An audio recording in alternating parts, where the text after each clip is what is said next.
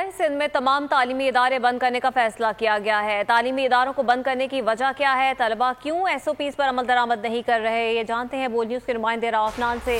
جی راؤفنان بتائیے گا۔ جی بالکل، corona virus کی تیسری لہر ہے اور سندھ حکومت کے ترجمان مرتضی وہاب کی جانب سے بھی اعلان کیا گیا ہے کہ سندھ میں تمام تعلیمی ادارے، اسکول، کالجز، یونیورسٹیز بند کرنے جا رہے ہیں۔ تو ہمارے ساتھ کچھ اسٹوڈنٹ موجود ہیں، ہم اس وقت جامعہ کراچی میں ہیں۔ اسٹوڈنٹ ماسک کیوں نہیں پہن رہے؟ اسٹوڈنٹس زیادہ تر تو ماسک پہن رہے ہیں، جیسے مطلب کہ ابھی آپ نے نہیں پہنا ہوا؟ نہیں، ماسک میرے پاس موجود ہے، میں ماسک منہ پہ ہونا چاہیے ماسک۔ اوکے، ماسک پہن لیتے ہیں جیسے آپ بولیں۔ اچھا، یونیورسٹی انتظامیہ کی جانب سے جو ایس او پیز ہیں، کیا کلاس کے اندر بار بار ڈس انفیکشن اسپرے ہوتا ہے، سماجی فاصلہ رکھا جاتا ہے؟